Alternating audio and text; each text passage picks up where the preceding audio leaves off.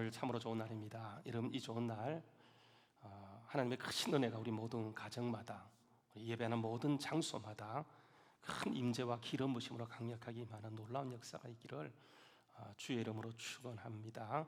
하나님이 반드시 우리에게 잘해 주실 것입니다. 하나님이 잘해 주신 은혜가 우리 모든 삶의 자리마다 넘치는 놀라운 역사가 있기를 간절히 소망합니다.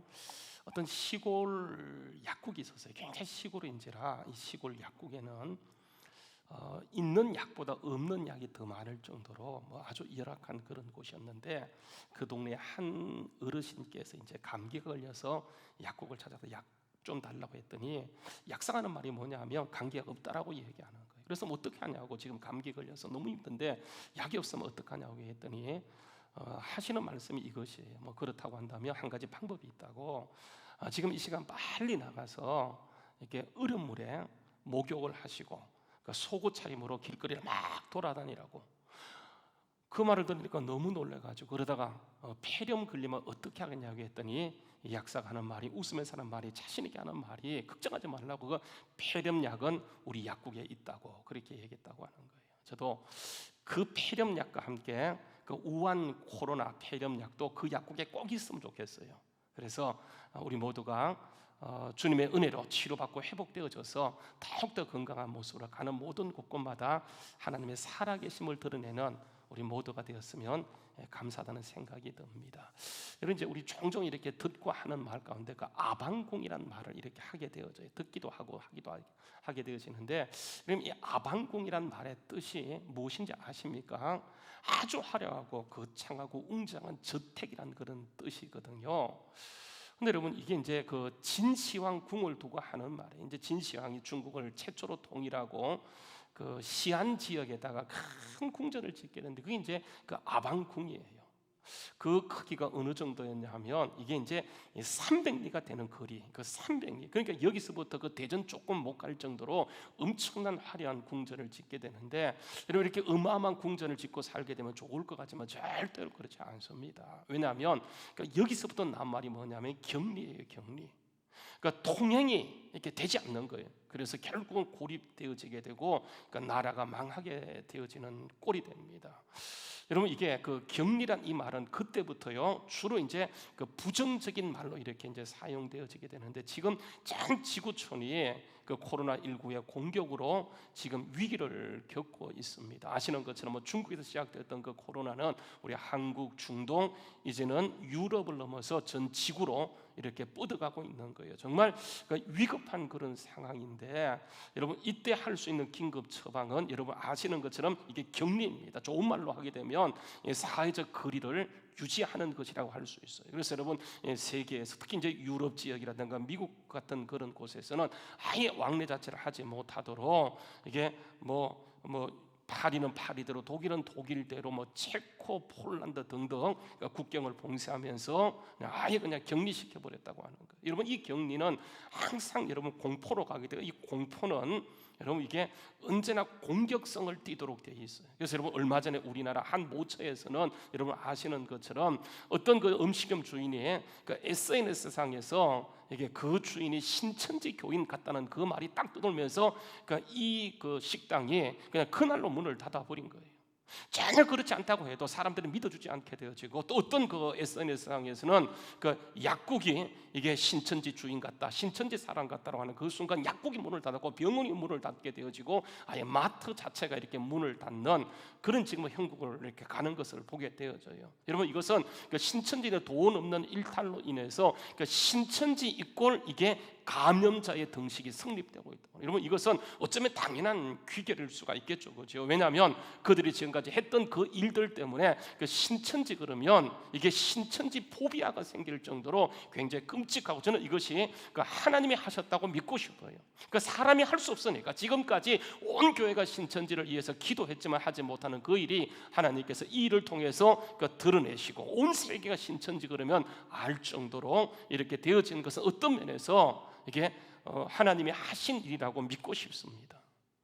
근데 여러분 보세요. 이렇게 전혀 신천지와 관계없는 사람에도 불구하고 어떤 사람을 지목하면서 그 사람은 감염병, 전염병자 같다 이렇게 말한다면 여러분 기분이 좋겠습니까? 절대 좋을 리가 없겠죠, 그죠? 근데 여러분 성경에 가서 보게 되면 전혀 신천지와 관계없는 사람에도 불구하고 그 사람을 일컬어서 그 전염병 같은 자라는 말을 하게 되어요. 여러분 그 사람이 누구냐면 이게 이제 바울 사도이거든요. 여러분 사도행전 24장 5절 말씀에 가서 보게 되면 그 바울 사도가 예루살렘에 올라갔을 때 사람들이 바울로 하는 말인데, 그러니까 우리가 보니 이 사람은 전염병 같은 자다 이렇게 얘기하는 거예요. 정말 이해할 수 없어요. 바울이 전염병 같은 사람입니까? 아니에요. 근데 바울을 일컬어서 바울이 가는 곳곳마다 사람들이 그를 일컬하는 말이 뭐냐면 그는 전염병 같은 자라고 얘기하게 되니까 바울이 얼마나 힘들었겠습니까? 근데 여러분 여기서 문제가 그치지 않아요.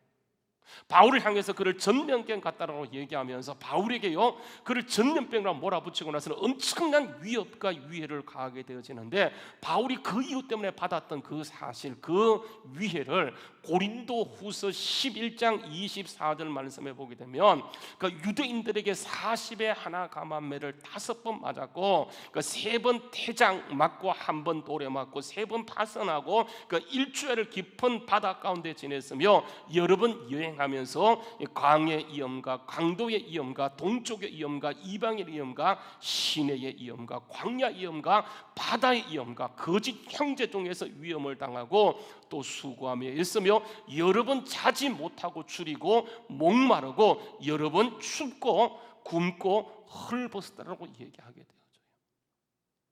딱 한 가지 이유, 바울이 전염병 같다는 그 이유 때문에 바울은요 엄청난 위협을 당하게 되어지고 그 수많은 죽음의 고통, 죽음의 위기를 넘나들게 되어져요. 정말 여러분 이건 말이 안 되는 것이고 바울 사도가 얼마나 힘들고 어려웠겠습니까?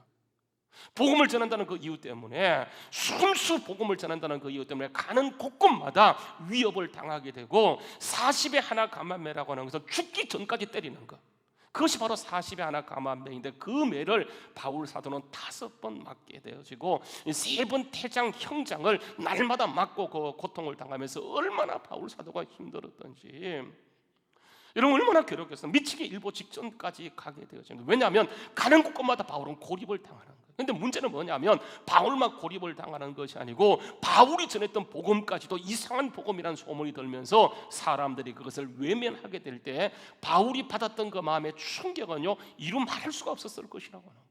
정말 그 마음속에 원망이 넘쳤을 것이고, 하나님이 이럴 것 같으면 왜 저를 부르셨습니까? 왜 저를 이렇게 사역자로 세우셨습니까? 하는 그런 마음이 들지 않겠습니까? 여러분 어떠세요? 내가 만약에 저런 어려움을 당한다, 우리가 믿음 생활 하려고 하면 할수록 계속해서 우리에게 찾아오는 것이 어려움과 어려움에 가중된 연속의 삶이라고 한다면 여러분 어떠하시겠습니까? 제가 이제 어제 창세기를 쭉 묵상하고 읽으면 창세기 1장부터 51장까지 제가 창세기를 읽으면서 요셉을 깊이 묵상해 봤어요. 여러분 요셉이요 믿음으로 살려고 하면 살수록 계속 힘든 일을 당하게 되어지는데 5회의 연속이고 마지막에 가서는 그가 감옥까지 들어가게 되는 걸 보면서 만약에 제가 저 입장이었다고 한다면 내가 어땠을까 하는 그런 마음이 들어요. 그런데 보세요, 바울 사도가 그 입장에 지금 당한 거예요. 바울이 하는 것은 오직 복음을 아는 것밖에 없어요. 복음을 알고 소명받고 복음을 알고 나서는 복음에 목숨을 걸고 가는 곳곳마다 복음을 전하는데, 거기에서 돌아오는 것은 전염병 같다라고 얘기하면서 그를 향하여 40에 하나 감한매와 함께 여러 가지 수욕과 모욕을 주게 될 때에 이런 바울이 얼마나 힘드는지, 이런 바울이 이런 사실을 당할 때 하나님께서는 끝까지 침묵하세요. 침묵만 하면 얼마나 좋겠습니까만은 아예 하나님은 침묵하시다가 나중에는요 바울에게 육체의 가시를 줘버려요. 여러분 그것이 너무 괴로워서 바울 사도가 기도하게 되어지는데 고린도후서 12장 7절 말씀에 보게 되면 여러 계시를 받은 그 지극히 크므로 너무 자만하지 않게 하려고 하나님께서 바울 육체의 가시를 주는데 그 가시가 뭐냐? 이게 사탄의 사자예요.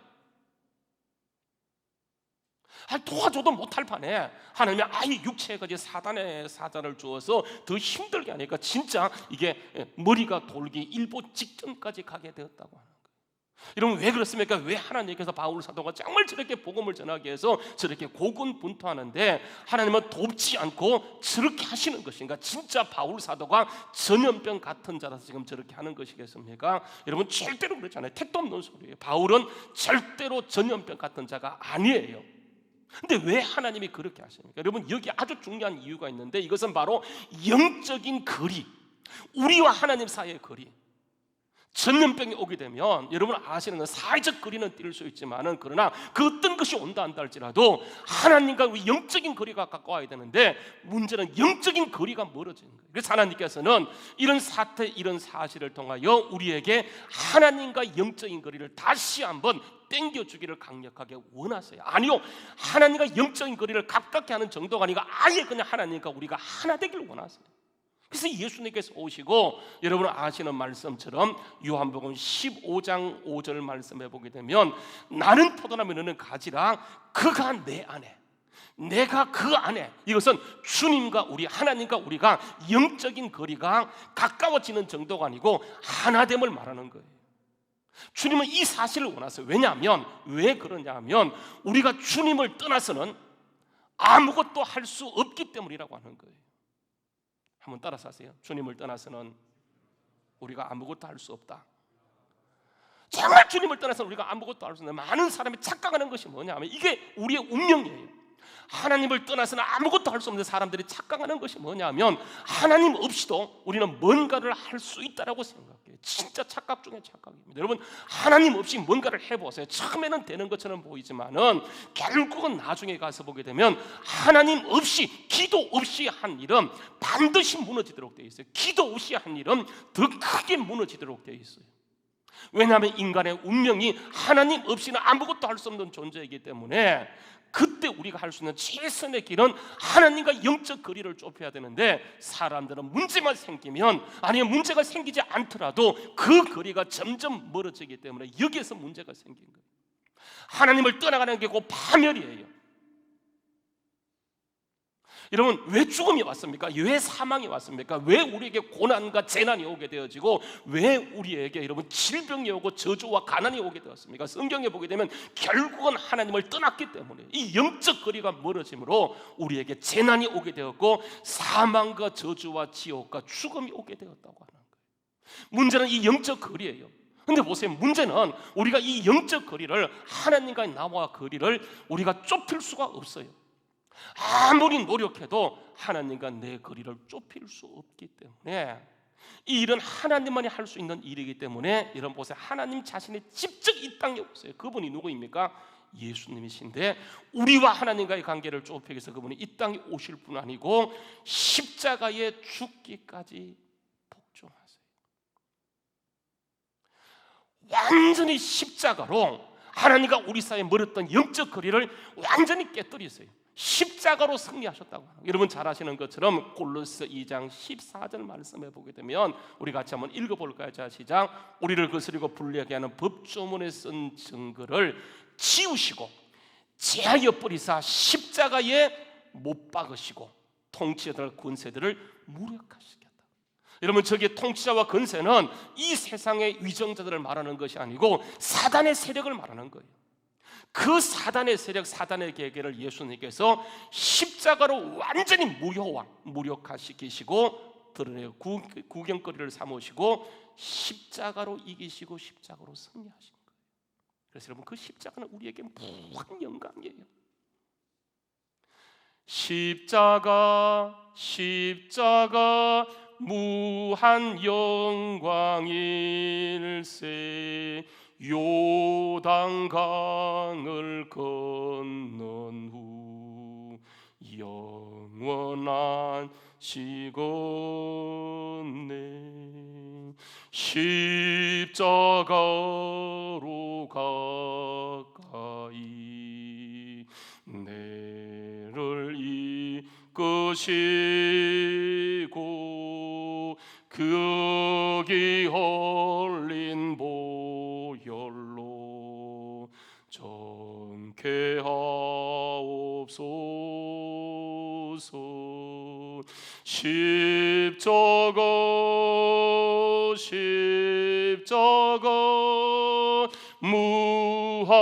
영광이 세 요단강을 건넌 후 영원한 시건네.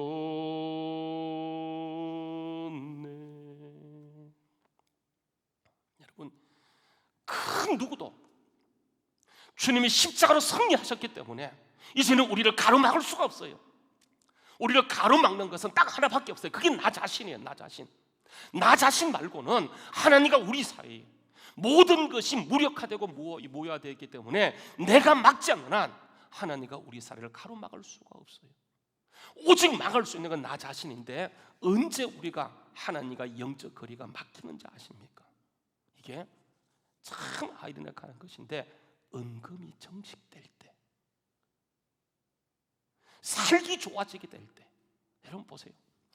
신명기 8장 11절 말씀에 보게 되면 하나님이 이렇게 얘기합니다. 내가 오늘 내게 명하는 여호와의 명령과 법도와 규례를 지키지 아니하고 내 하나님 여호와를 잊어버리지 않도록 삼가할지어다. 내가 먹어서 배부르고 아름다운 집을 짓게 되고 그게 거주하게 되며 또 내 소와 양이 번성하며 은금이 정식되며 내 소유가 다 많아 풍부하게 될 때에 여러분 어떤 일이 나냐면 우리 마음이 교만하여지게 되고, 그러니까 그때 우리가 하나님을 잊기 시작해요. 정말 아이러니하는 거예요. 여러분, 은금이 많아진 하나님의 축복인데 하나님의 축복을 받게 되면 우리가 다 하나님을 잘 믿을 것 같지만, 여러분 역사를 보게 되면, 이스라엘 역사를 보게 되면, 성경의 모든 말씀들을 보게 되면 어려울 때는 그 사람이 예수님을 찾고 의지하다가 은금이 많아지게 되면 그때요 대부분 하나님을 떠났어요. 여러분 왜 그렇습니까? 사람이 은금이 많아지게 되면 그때부터 하나님이 아니고 자신을 의지하기 시작해요. 자신을 신뢰하기 시작한다라고 하는 거예요. 여러분 이게 가장 큰 비극 중에 비극이에요. 사람은 아주 이상해요. 여러분 이게 뭐냐면 결국은 우리 속에 있는 그 엄청난 죄성이라고 해요. 여러분 그래서 예수님이 오셔서 이 땅에 하신 일을 보게 되면 33년 동안, 공생의 사역은 딱 3년인데 그 3년 동안 하시는 것은 딱 세 가지입니다. 첫 번째가 가르치는 일. 두 번째가 뭘 하셨습니까? 천국 복음을 선포하세요. 그리고 예수님이 세 번째로 했던 것이 이제 많은 병자와 표적을 행하기 시작하게 되어지는데, 여러분 예수님이 3년 동안 그 하시면서 그 어느 정도의 표적을 행했는가? 요한 사도는요, 요한복음 21장 25절 말씀에 보게 되면 하늘을 두루마리 삼고 땅을 바다를 먹물 삼아 기록한다 한다 할지라도 다 기록할 수 없는 그 엄청난 기적을 행하게 되죠. 예수께서 행하신 일이 이에도 많으니, 성경에 기록되지 않는 것보다 더 많으니 만약에 낱낱이 기록한다라고 한다면 이 세상에 두기에도 부족할 정도로 하나님이 엄청난 기적들을 행하셨어요. 그 자체가 기적이고 하루에도 수많은 병자와 수십 건의 모든 일을 행하셨지만 다 기록할 수 없을 정도로 어마어마한 일을 하셨어요. 그러면 보세요. 이렇게 주님이 기적과 표적을 행했다고 한다면 당연히 사람들이 예수를 잘 믿고 메시아로 받아들여야지만 그렇지 않아요. 그러니까 예수님이 기적을 행할수록 그들이 요구했던 것이 뭐냐면 계속 표적을 요구해요. 표적. 마태복음 12장 39절 말씀 보게 되면 예수께서 대답하 이르시되 음란하고 악하고 음란한 세대가 표적을 구하니 내가 너에게 보여줄 표적은 하나밖에 없다라고 얘기하면서 그 표적이 요나의 표적입니다. 여러분 이 요나의 표적이 뭡니까? 바로 십자가예요. 십자가. 여러분 십자가를 하나님 우리에게 계시로 주신 거예요. 그래서 여러분 본다고 믿는 것이 아니고, 그것을 목격했다고 믿는 것이 아니고, 하나님의 계시를 받기 전까지는 절대로 믿을 수가 없어요. 여러분 그래서 오늘 말씀해 보게 되면 바울 사도가요 뭐라고 얘기하냐면 갈라디아 1장 11절 말씀에 보게 되면 이 복음이라고 하는 것은, 십자가 복음은, 내가 너에게 전한 이 복음은 사람의 뜻으로 된 것이 아니라고 하는 거예요. 12절에 보게 되면 내가 배운 것도 아니고 내가 사람에게 받은 것도 아니고 오직 그리스도의 계시로 하나님께로 받은 것이라고 말씀하고 있어요. 여러분 언제 바울이 받습니까? 언제요? 장소가 어디예요? 17절 말씀에 보게 되면 그 사건이 바로 아라비아 강야예요. 아라비아 강야. 바울이 소명받고 그가 달려갔던 장소는 여러분 예루살렘이 아니에요. 예루살렘. 그 화려한 장소가 아니고 주님이 그를 이끌고 갔던 장소는 아라비아 광야였고, 거기에서 18절 말씀에 보게 되면 3년간 주님께 집중하게 되어져요. 하나님은 이 계시로, 이게 표적으로 되는 것이 아니고 보여줌을 통해 되어지는 것이 아니고 오직 계시로 되어지는 사건이었기 때문에 바울 사도를 부르고 정말 진짜 복음, 다른 복음이 아니고 오직 예수님에 대한 증거하기 위해서 그를 데리고 이끌어갔던 것은 어디였냐면 여러분 광야였어요. 그 광야에서 바울 사도가 3년간 하나님께만 집중하게 되어졌다라고 하는 거예요. 거기서 하나님을 깊이 만나고 복음의 진수를 거기에서 완벽하게 깨닫게 되어져요. 우리가 믿는 하나님은요, 구원의 하나님이세요. 완전히 십자가로 하나님과 멀어졌던 우리의 모든 관계를 끝내시고 주님과 하나 되게 하셨어요. 여러분, 그래서 믿음은 딴 것이 아니에요. 끝까지 예수 의지하는 것, 이게 바로 믿음이라고 하는 거예요. 현실은 우리와 다를 수 있어요. 현실은 말씀과 다를 수 있어요. 그러나 여러분, 하나님 우리에게 계시로 주신 이 말씀은 어떤 사건 가운데서 영원한 것이기 때문에 끝까지 우리가 그 말씀 약속을 붙잡는 것, 바로 이게 믿음이라고 하는 거예요. 바울 사도는 3년 걸렸어요. 아브라함은 25년 걸렸고요. 요셉은 그 경지에 오르기까지 13년 동안 말씀 붙들고 실험해요. 그러나 여러분, 우리는 그렇게 할 필요가 없어요. 왜냐하면 예수님이 승리하셨기 때문에 누가복음 18장에 보게 되면 너에게 오래 참으시나 속히 응답하리라고 말씀하셨어요. 우리가 살아가는 삶 가운데 우리가 경험하는 모든 일들이 말씀과 다를 수 있지만 그것은 여러분 하나의 현상일 뿐, 끝까지 예수님의 주신 말씀, 그 계시의 말씀, 약속의 말씀을 붙들고 나가게 되면 우리는 반드시 승리하는 역사가 있게 될 줄로 믿습니다. 여러분, 이게 바로 믿음입니다. 그래서 여러분, 히브리서 11장 1절 말씀에 보게 되면 믿음을 뭐라고 해요? 믿음은 바라는 것들의 실상이요 보지 못하는 것들의 증거라고 하는 거예요. 내가 분명히 하나님의 약속을 받았지만 내 주어진 현실은 완전히 우리가 받은 그 말씀과 다를 수 있지만, 그러나 여러분 끝까지 주님의 약속을 붙들고 나가게 되면 그 말씀의 역사가 우리의 삶에 이루어지면서 사단의 세력은 물러가게 되어지고 하나님의 역사와 통치가 우리의 가는 모든 삶의 자리마다 강력하게 임하게 되는 은혜가 있게 될 줄로 믿습니다. 여러분, 히브리서 11장 6절 말씀에 보세요.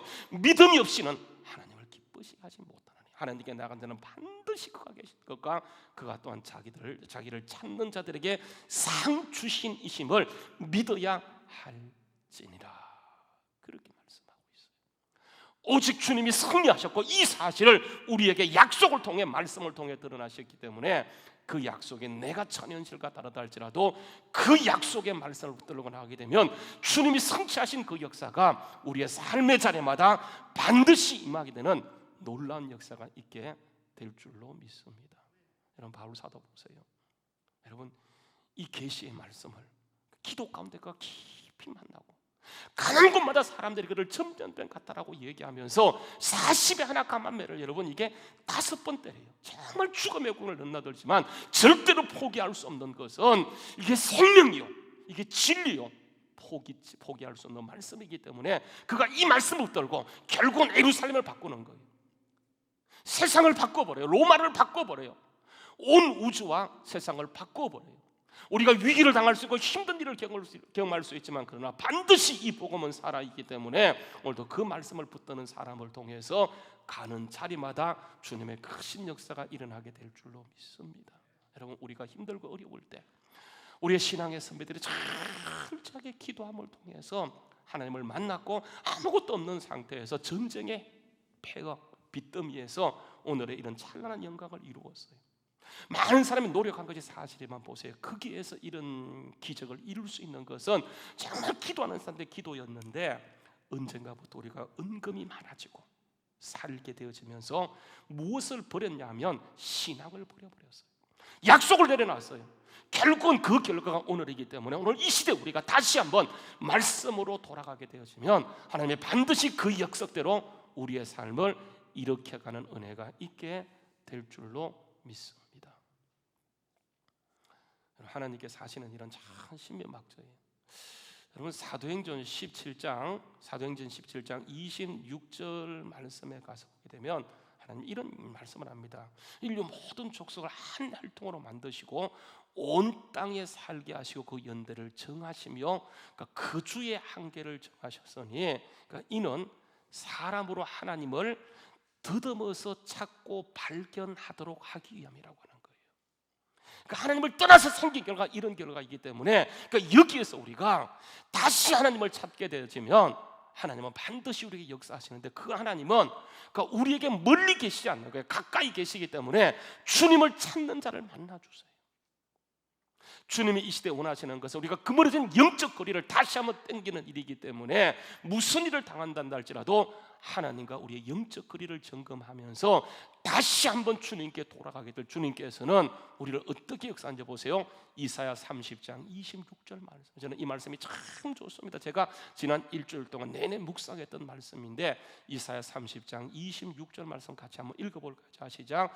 여호와께 자기 백성의 상처를 싸매시며, 하나님께 돌아가게 될 때, 영적 거리를 다시 좁히고 하나님께 돌아가게 될 때, 하나님께서는 그 백성의 상처를 싸매시며 그 맞은 자리를 고치시게 되어지는데, 그때는요 달빛이 뭐 같다고요?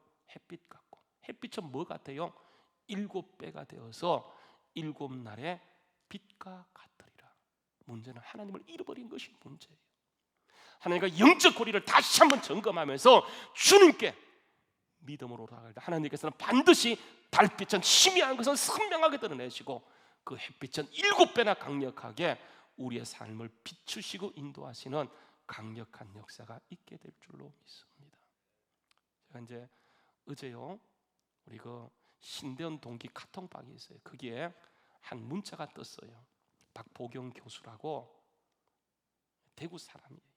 이분 우리 교회에서도 한번 설교를 했던 그런 분인데, 이분이 이제 그 동기 카톡방에 이렇게 문자를 띄웠어요. 지금 은리 박명숙 권사님이 코로나19로 사경을 헤매고 있는데, 일주일 전에 있었던 일인데, 신천지 교인이 아니라는 이유 때문에 병원에서 받아주지 않아서 병상이 없어서 지금 홀로 고독하게 싸우고 있는데, 지금 그게 어디까지 전에 폐까지 전이되어서 사경을 헤매고 있다고 기도해달라고, 그러면서 이제 병상을 잡았다고 얘기하고 계속 기도해달라고 해서 제가 고민하다가 우리 중보기도방에 이 사실을 쭉 올렸어요.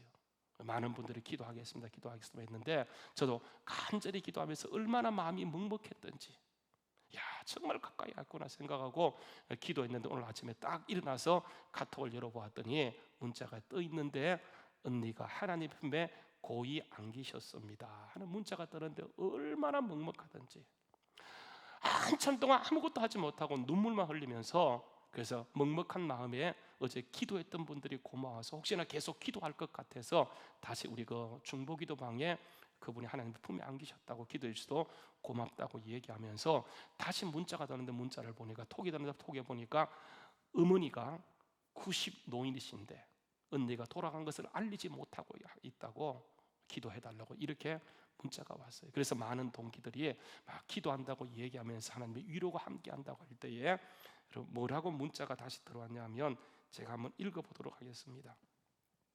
목사님 너무 걱정 마세요. 이제 박보경 교수입니다. 너무 걱정 마세요. 잘 이겨내고 있습니다. 혹시 최근 상황을 모르고 계속 중보기도 할까봐 올립니다. 형부도 조카도 주님의 뜻으로 받아들이고 신앙으로 잘 이겨내고 있습니다. 제가 작년에 이분이 남편이 돌아가셨어요. 암으로. 제가 남편 목사님 배우자를 미리 보낸 경험이 이때 도움이 됩니다. 진짜 한 번 살고 언젠가는 가는 인생길인 것을 있는 동안에 더 많이 사랑하고 더 잘 섬기는 삶을 살기로 다시 한번 결단해 봅니다 하면서 이렇게 톡이 들어왔어요. 한참 동안 먹먹했습니다. 그래 여러분, 우리는 언젠가는 가게 돼요. 여러분, 이때도 우리의 소망은 오직 예수님이라고 하는 거예요.